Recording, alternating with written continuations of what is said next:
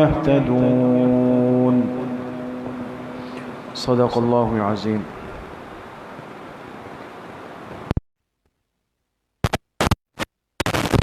سجدہ کا آغاز ہے اور اس کی ابتدائی 3 آیات آپ حضرات کے سامنے تلاوت کی گئی ہے۔ اس سے پہلے ہم نے سورہ لقمان پڑھی اور آج انشاءاللہ سورہ الف لام میم سجدہ کا آغاز کر رہے ہیں۔ یہ بھی مکی صورت ہے۔ مکی کا مطلب آپ حضرات جانتے ہیں کہ ہجرت سے پہلے یہ صورت نازل ہوئی اور مصحف کی ترتیب کے اعتبار سے اس صورت کا نمبر ہے 32 اور نزول کی ترتیب کے اعتبار سے اس صورت کا نمبر ہے 75۔ اس صورت سے متعلق احادیث میں بڑا تذکرہ بھی آتا ہے۔ آپ حضرات جانتے ہیں کہ قرآن کریم کی بعض صورتیں ایسی ہیں کہ جن کی تلاوت کے پھر خاص فضائل ہیں الگ سے، ورنہ تو ایک مسلمان کے لیے پورے قرآن کریم کی تلاوت باعث خیر و برکت ہے، چاہے وہ کہیں سے بھی تلاوت کرے، لیکن بعض صورتوں کے فضائل اہمیت کے ساتھ بیان کیے جاتے ہیں، اور اہمیت کا مطلب یہ ہوتا ہے کہ انسان عام ترتیب تلاوت سے ہٹ کر بھی ان صورتوں کی تلاوت کرے۔ بعض ہمارے ایسے بھائی ہوتے ہیں کہ جو اس بات کو سمجھ نہیں پاتے، وہ عام تلاوت نہیں کرتے روٹین کی ترتیب کے ساتھ، وہ کہتے ہیں بھئی ہم رات کو یہ صورت پڑھتے ہیں، باقی قرآن کریم کی جو سورہ بقرہ سے لے کر سورہ ناس تک پڑھنے کی ترتیب وہ نہیں ہوتی۔ یاد رکھیں یہ نہایت غلط طریقہ ہے۔ قرآن کریم کی تلاوت ایک مسلمان کی زندگی میں بالترتیب ہے، یعنی ہماری ترتیب ایسی ہو کہ ہم روزانہ قرآن کریم کا 1 پاؤ پڑھے، 2 رکوع پڑھے، 1 پارہ پڑھے، لیکن وہ ترتیب کے ساتھ چل رہا ہو، وہ مستقل تلاوت ہونی چاہیے۔ اور یاد رکھے کہ اصل تلاوت کا طریقہ اور ادب بھی یہ ہے کہ روز کی بنیاد پر تلاوت ہو اور ترتیب کے ساتھ ہو۔ جیسے مثال کے طور پہ یہ پارہ 21واں ہے، اگر آج کسی نے 21واں پارہ تلاوت کیا تو کل کون سا کرے؟ 22واں کرے۔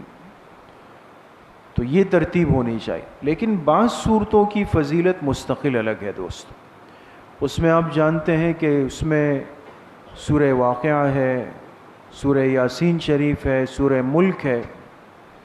اسی طریقے سے یہ سورہ الف لام میم سجدہ جو ہے یہ بھی بہت بڑی فضیلت والی اور برکت والی صورت ہے، اور حدیث پاک میں جناب نبی کریم صلی اللہ علیہ وسلم نے فرمایا کہ قرآن کریم کی ایک صورت پڑھنے کا معمول ایک شخص کا رہا، یعنی آپ نے صحابہ میں سے کسی کا تذکرہ فرمایا کہ وہ ایک صورت کے پڑھنے کا معمول تھا ان کا، اور جب ان کا انتقال ہوا تو اس صورت کی برکت سے اللہ پاک نے ان کو جہنم کے عذاب سے بچا کر ان کی مغفرت فرما دی۔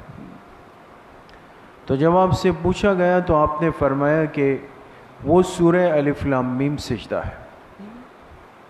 بات سمجھ گئے دوست؟ دوسری بات یہ سمجھ لیں کہ قرآن کریم کی 3 صورتیں ایسی ہیں، 3 صورتیں کہ جو 30 آیات پر مشتمل ہے۔ ایک سورہ الف لام میم سجدہ ہے، اور ایک سورہ ملک ہے، اور ایک سورۃ الفجر ہے۔ 3 صورتیں، اور علماء اکرام نے لکھا ہے کہ ان تینوں صورتوں کی تلاوت کی ایک خاصیت یہ ہے کہ پابندی کرنے والے کو اللہ پاک قبر اور جہنم کے عذاب سے محفوظ فرما لیتے۔ اور کئی روایات کے اندر آتا ہے کہ خود جناب نبی کریم صلی اللہ علیہ وسلم جب بستر پہ رات کو تشریف لے جاتے تو 2 صورتوں کی تلاوت پابندی کے ساتھ کرتے، ایک سورہ الف لام میم سجدہ اور ایک سورہ ملک، لیکن سورہ فجر کو بھی علماء نے اس کے ساتھ شمار فرمایا ہے۔ تو بہرحال میرے عزیز و دوستو بزرگوں، مقصد یہ ہے کہ بعض صورتیں خصوصیت رکھتی ہیں اور اس کی برکت ہے، اور ان میں یہ سورہ الف لام میم سجدہ بھی شامل ہے۔ لہٰذا ہم دن میں یا رات میں ایسا وقت ضرور نکالیں کہ سورہ الف لام میم سجدہ بھی ہمارے معمولات یومیہ کے اندر شامل ہو جائیں۔ سمجھ گئے دوست؟ اسی طریقے سے ایک بات یہ ہے کہ اس سورت کا نام ہے سورہ الف لام میم سجدہ، تو اس میں ایک سوال ذہن میں آتا ہے کہ بھئی الف لام میم سجدہ اس سورت کا نام کیوں رکھا گیا؟ تو کہا گیا چونکہ اس سورت کے اندر آگے ایک آیت سجدہ آ رہی ہے نا، اس سورت میں ایک آیت سجدہ بھی ہے، جو اس کی تلاوت کر لے گا تو اس پر سجدہ تلاوت واجب ہو جائے۔ تو اب مسئلہ یہ ہے کہ اگر آیت سجدہ کی وجہ سے اس سورت کا نام الف لام میم سجدہ ہے تو پھر تو قرآن کریم کی کئی صورتوں میں سجدے کی آیات ہے نا، لیکن اس کے بارے میں تو آج تک کسی نے نہیں کہا کہ بھئی جو ہے سورہ نجم السجدہ، سورۃ الانشقاق السجدہ، سورۃ العلق السجدہ، کبھی سنا آپ نے؟ نہیں سنا۔ ان سجدوں والی صورتوں کے ساتھ کوئی سجدے کا لفظ نہیں لگا، لیکن اس صورت کے ساتھ کہا سورہ الف لام میم سجدہ۔ وجہ کیا ہے؟ مفسرین نے فرمایا اس کی وجہ ہے باقی صورتوں میں بھی آیت سجدہ موجود ہے، اس کی نفی نہیں، لیکن اس سورہ الف لام میم سجدہ میں اللہ پاک نے ایمان والوں کے سجدے کا ذکر کیا ہے ایک بڑی عجیب کیفیت کے ساتھ۔ انما یؤمن بآیاتنا الذین اذا ذکروا بہا، پوری آیت تو نہیں پڑھ رہا ورنہ سجدہ تلاوت واجب ہو جائے گا۔ تو چونکہ اس آیت میں اللہ پاک نے ایمان والوں کا ذکر کیا ہے کہ ایمان والے جب وہ سجدہ کرتے ہیں تو ان کے سجدے کی ایک عجیب شان ہوتی ہے، اور وہ شان کیا ہے کہ بعض ایسے لوگ ہوتے ہیں کہ ان کے سامنے جب اللہ پاک کا ذکر آتا ہے، اس کائنات کے خالق کا ذکر آتا ہے، تو ان کو سن کر ایسا لطف آتا ہے کہ بے قرار ہو کر سجدے میں گر جاتا ہے۔ تو چونکہ وہ سجدہ بڑی کیفیت والا ہے، بڑی محبت والا سجدہ ہے، اور اس کا تذکرہ اس صورت میں آ رہا تھا، اس لیے اللہ پاک نے خصوصیت کے ساتھ ان کا ذکر فرمایا، اور اس صورت کا نام کیا پڑ گیا؟ الف لام میم سجدہ پڑ گیا۔ تو اس کی 3 آیات آپ حضرات کے سامنے تلاوت ہوئی، اور جس طرح پیچھے سورہ لقمان میں اہمیت کے ساتھ عقیدے کا تذکرہ تھا، اور آپ نے سنا کہ حضرت لقمان حکیم نے اپنے بیٹے کو نصیحتیں فرمائی، تفصیل سے بات آئی نا دوستو، تو ان نصیحتوں میں بھی دیکھیں سب سے پہلی نصیحت اپنے بیٹے کو کیا کی؟ یا بنیا لا تشرک باللہ، پیارے بیٹے اللہ کے ساتھ شرک نہیں کرنا۔ تو اس کائنات کے ایک بڑے سمجھدار آدمی نے اپنے بیٹے کی تربیت کی، اور تربیت کا آغاز جس نصیحت سے کیا وہ بھی کیا تھا؟ عقیدے سے، کہ شرک سے اپنے آپ کو بچانا۔ تو اسی طریقے سے سورہ الف لام میم سجدہ میں بھی اللہ پاک نے ایمان اور عقیدے کی اہمیت کو بیان فرمایا ہے۔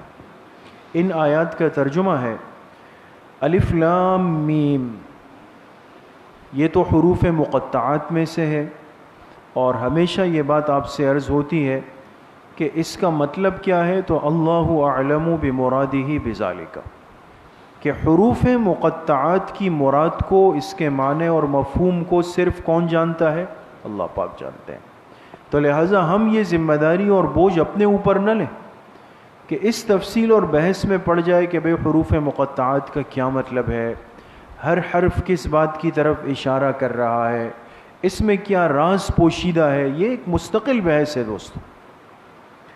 تنزیل الکتاب لا ریب فیہ من رب العالمین، یہ وہ کتاب ہے، یعنی قرآن کریم، یہ وہ کتاب ہے لا ریب فیہ، جس میں شک کی گنجائش بھی نہیں، من رب العالمین، اور آئی ہے تمام جہانوں کے رب کی طرف سے۔ ام یقولون افطرا، کیا یہ لوگ الزام لگاتے ہیں میرے پیغمبر پہ، افطرا ہو کہ اس نے یہ کتاب گڑھ لی، یعنی اپنی طرف سے بنا لی۔ جیسے مشرکین مکہ کہتے تھے کہ آپ جا کر مکہ میں ایک لوہار تھا جس کا نام تھا بلعام لوہار، تو چونکہ یہ مزاجن شریف النفس آدمی تھا، یہ بلعام اچھے اخلاق والا اور برائی سے دور تھا، تو انسان کا مزاج یہ ہے کہ اپنے جیسے کے ساتھ قریب بیٹھتا ہے، اس لیے شریف انسان شریف کے ساتھ بیٹھتا ہے، ذرا بدماش ٹائپ کا ہوگا وہ اپنے جیسا بدماش ڈھونڈے گا تاکہ ایک موضوع کی باتیں ہم چھیڑ سکیں۔ تو مشرکین مکہ تو بدماش ٹائپ کے لوگ تھے زیادہ تر، لیکن یہ ان میں سے شریف النفس آدمی تھا۔ کون؟ بلعام۔ تو آپ علیہ الصلاۃ والسلام اکثر و بیشتر جا کے اس کے ساتھ بیٹھتے تھے، یہ لوہار تھا اور اس کے ساتھ وقت گزارتے تھے۔ تو ان نادانوں نے کیا کہا کہ آپ جا کے بلعام کے ساتھ بیٹھتے ہیں اور اس سے سیکھ کے آتے ہیں۔ کیا سیکھ کے آتے ہیں؟ کہا یہ قرآن سیکھ کے آتے ہیں۔ اب یہ تو عقل نہیں مانتی نا کہ جس انسان کے سارے دن کا کام لوہا ہے، لوہا توڑنا ہے، کاٹنا ہے، بنانا ہے، اس پہ ہتھوڑا مارنا ہے، اس کے پاس ایسی عجیب و غریب باتیں الہامی کہاں سے آ گئی؟ یہ تو عقل بھی نہیں مانتی۔ کہا نہیں، اس سے سیکھ کے آتے ہیں، گڑھ لیا ہے۔ تو اللہ پاک نے اس کا جواب دیا کہ بل هو الحق من ربک، حقیقت یہ ہے کہ یہ ایک برحق کلام ہے جو تمہارے رب کی طرف سے آیا ہے۔ اور کیوں آیا؟ لتنذر قوما، تاکہ آپ اس قوم کو ڈرا سکے، ما اتاہم من نذیر من قبلک، کہ جن کے پاس آپ سے پہلے کوئی ڈرانے والا یعنی کوئی نبی نہیں آیا ہے، لعلہم یہتدون، اور تاکہ اس قوم کو ہدایت مل جائے۔ تو قرآن کریم کے اتارنے کا مقصد بھی اللہ نے بالکل مختصر سادہ انداز میں ذکر کیا کہ بھئی یہ اترا اس لیے ہے کہ آپ اپنے کام کو پورا کر لیں، اور پیغمبر کا کام کیا ہے؟ اس قوم کو ڈرانا آخرت کے عذاب سے اور اللہ کی پکڑ سے، کہ جن کو یہ باتیں سمجھانے والا آپ سے پہلے کوئی نہیں آیا۔ دیکھیں بات کو سمجھیں، حضور علیہ الصلاۃ والسلام سے پہلے انبیاء آئے ہیں یا نہیں آئے؟ تمام انبیاء آپ سے پہلے آئے، آپ تو خاتم الانبیاء ہے، لیکن اللہ پاک نے کیا فرمایا کہ آپ سے پہلے ان کے پاس کوئی نبی نہیں آیا، اس لیے کہ حضرت عیسیٰ علیہ الصلاۃ والسلام جب آسمانوں پہ اٹھا لیے گئے تو اس وقت سے لے کر آپ علیہ الصلاۃ والسلام کے درمیان تک کا جو زمانہ ہے یہ کم و بیش 600 ساڑھے 600 سال لکھا گیا۔ اس بیچ میں کوئی مستقل نبی نہیں آیا، اس بیچ میں کوئی مستقل نبی نہیں آیا۔ ہاں اتنا ضرور ہوا ہے کہ ہر پیغمبر کی دعوت نسلاً در نسلاً منتقل ہوتی ہے، لہٰذا حضرت عیسیٰ علیہ الصلاۃ والسلام کی جو دعوت تھی وہ جن لوگوں کے پاس تھی انہوں نے دنیا سے جانے سے پہلے آگے منتقل کیے، انہوں نے آگے منتقل کیے، انہوں نے آگے منتقل کی، تو کام کمزور تھا لیکن چل رہا تھا۔ اس لیے جو دین فطرت ہے نا دوستو، علماء نے لکھا ہے یہ کسی نہ کسی شکل میں ہر زمانے میں رہتا ہے۔ ایسا وقت اس کائنات پر کبھی نہیں آتا اللہ پاک کی طرف سے کہ جس میں ایک آدمی بھی حق بات کو بولنے والا نہ رہے، کوئی نہ کوئی ضرور ہوگا۔ یہی وجہ ہے دوستو کہ جب جناب نبی کریم صلی اللہ علیہ وسلم کی بعثت ہوئی اور آپ کو نبوت ملی تو شرک کا ماحول تھا نا، بت پرستی ہے، خانہ کعبہ میں بت لٹک رہے ہیں، صفا اور مروہ میں ایک ایک بت کھڑا کیا ہوا تھا، ان کے نام تھے، اور یہ سب کچھ چل رہا تھا۔ لیکن اس کے باوجود بھی عجیب بات یہ ہے کہ ایسے چند لوگ موجود تھے کہ جو اس شرک اور بت پرستی سے بیزار تھے، وہ بیزار تھے، اور ان کے نام بھی لکھے. اور ان میں ایک شخص گزرے ہیں جنہیں حضور علیہ السلام کی نبوت کا زمانہ نہیں ملا. بہت غور سے سنیے گا دوستو. ایک شخص ایسے گزرے کہ جنہیں حضور علیہ السلام کی نبوت کا زمانہ نہیں ملا، بلکہ وہ اس سے پہلے فوت ہو گئے. اور اس شخص کا نام کیا تھا؟ اس شخص کا نام لکھا ہے عمر. کیا نام لکھا ہے؟ عمر. اور یہ عمر کون ہے؟ یہ والد ہے حضرت سعید ابن زید رضی اللہ عنہ کے. اور سعید ابن زید کون ہے؟ یہ عام صحابی نہیں ہے دوستوں، یہ 10 مبشرہ میں شامل ہے. جو 10 خوش نصیب صحابہ ہیں نا، 10 جن کو آپ اللہ کے پیغمبر نے دنیا میں جنت کی بشارت دی، تو تمام صحابہ سے اللہ راضی ہے اور سب جنتی ہیں، اس میں کوئی شک نہیں. لیکن بعض کو نام لے کر بشارت دی گئی، اور آپ نے فرمایا ابو بکر فی الجنہ، عمر فی الجنہ، عثمان فی الجنہ، علی فی الجنہ. 10 صحابہ اکرام ہیں. ان 10 میں ایک خوش نصیب صحابی کون ہے؟ حضرت سعید ابن زید رضی اللہ. یہی سعید ابن زید کے والد کا نام کیا ہے؟ عمر. بات سمجھ گئے دوستو؟ اس لیے سعید ابن زید کا جو نسب ہے سعید ابن زید ابن عمر آتا ہے. یہ جو عمر تھے، انہوں نے حضور علیہ السلام کی نبوت کا زمانہ نہیں پایا، لیکن شرک سے، بت پرستی سے بیزار تھے. اس لیے ان کے بارے میں آتا ہے یہ جب بھی مکہ مکرمہ آتے تھے تو لوگوں سے کہتے تھے کہ اس گندگی سے اپنے آپ کو بچا لو. لوگ کہتے تھے کون سی گندگی؟ کہتے تھے جو بت تم نے رکھے ہوئے، اس سے اپنے آپ کو بچاؤ. اور اس عمر نے کبھی بھی کسی بت کو مدد کے لیے نہیں پکارا جیسے وہ لوگ پکارتے تھے. اور تیسری اہم بات، اس عمر نے کبھی بھی بتوں کے نام پہ ذبح کیے ہوئے جانور کا گوشت نہیں کھایا. حالانکہ کسی پیغمبر کا زمانہ نہیں ملا ہے، لیکن دیکھیں نا، توحید فطرت ہے، یہ انسان کے اندر اتر آتی. تو نہ کبھی بت پرستی کی، نہ کسی بت کو مدد کے لیے پکارا، نہ بت کے نام پر ذبح کیے ہوئے جانور کا گوشت کھایا عمر نے. اور اسی حالت میں دنیا سے چلے گئے. لیکن تھے چونکہ بااثر آدمی، تو کسی کی ہمت نہیں ہوتی تھی ہاتھ لگانے. اور ان کا انتقال ہوا، اور جب حضور علیہ السلام کی بعثت ہوئی تو ان کے بیٹے سعید ابن زید آپ پر ایمان لائے. تو ایک دن سعید ابن زید نے اللہ کے پیغمبر سے پوچھا، جناب نبی کریم صلی اللہ علیہ وسلم سے، کہ میرے والد کے بارے میں آپ کیا فرماتے ہیں، وہ کس حال میں ہیں؟ یہ بڑی اہم بات ہے دوست. تو آپ نے پوچھا کیوں؟ فرمایا اس لیے کہ میرے والد نے کبھی بت پرستی نہیں کی، بت کو مدد کے لیے نہیں پکارا، اور کبھی بتوں کے نام پہ ذبیحے کا گوشت نہیں کھایا. لیکن آپ کا زمانہ نہیں ملا، اور آپ سے پہلے کسی پیغمبر کا زمانہ نہیں ملا، تو اب وہ کس حال میں ہوں گے؟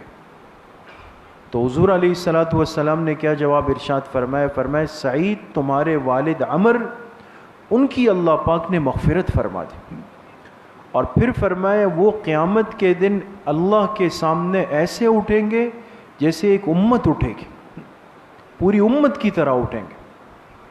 اب دیکھیں، کسی نبی کی دعوت نہیں ہے ان کے پاس، لیکن فطرت اندر تھی تو توحید پر زندگی گزار دی، شرک سے بیزار رہے.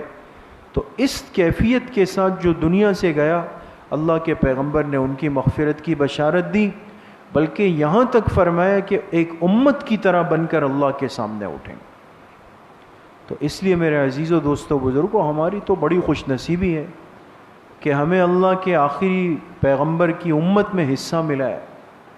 اور یہ ہمارے اس سے بڑھ کے کیا سعادت ہوگی، اور اس سے بڑھ کر ہمارا فخر کیا ہوگا کہ ہم آج یہ کہہ سکتے ہیں کہ بھئی ہم کس پیغمبر کے امتی ہیں؟ جناب نبی کریم صلی اللہ علیہ وسلم جو اولین اور آخرین کے سردار ہیں. تو اس امتی ہونے پر ہمیں کتنا فخر ہونا چاہیے اور کتنا اللہ پاک کا شکر ادا کرنا چاہیے دوست. اللہ کریم مجھے بھی آپ سب کو صحیح عمل کی توفیق نصیب فرمائے. بھئی جس طرح ہر ہفتے آپ جانتے ہیں کہ ہمارے ہاں مجالس ہوتی ہے صبح 11 بجے سے 11:30 بجے تک بنات کی اور عصر کے بعد مسجد میں. کل تھوڑی سی ترتیب میں فرق ہے. میں نے جمعے کے بعد بھی عرض کیا اور آپ ساتھیوں سے بھی ابھی یہ درخواست ہے کہ کل انشاءاللہ ہمارے ہاں صبح تقریب رکھی گئی ہے.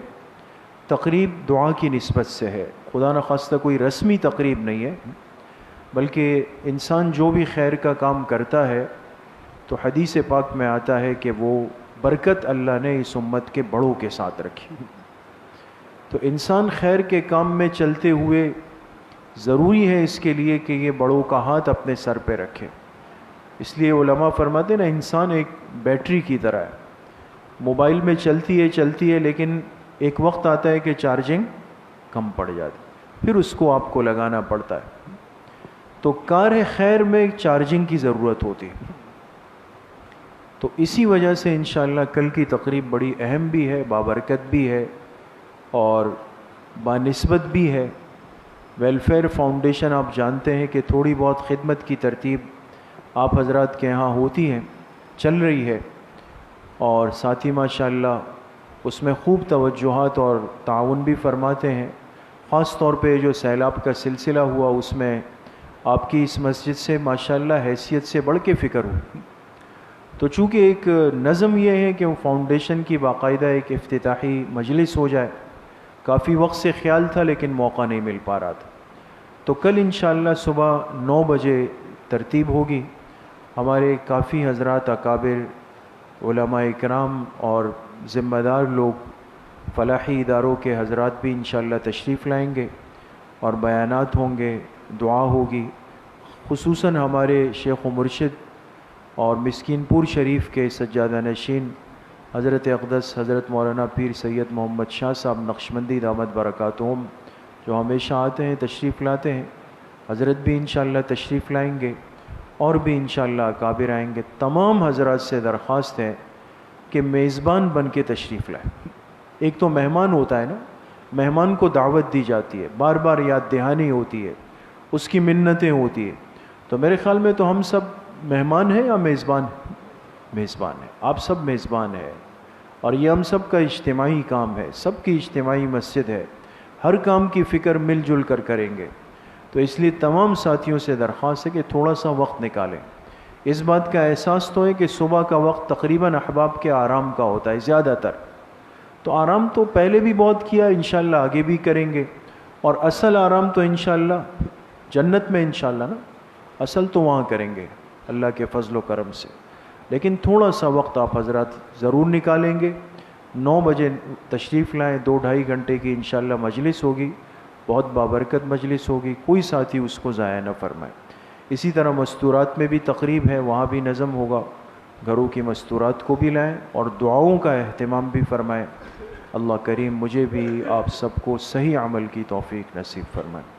الحمدللہ.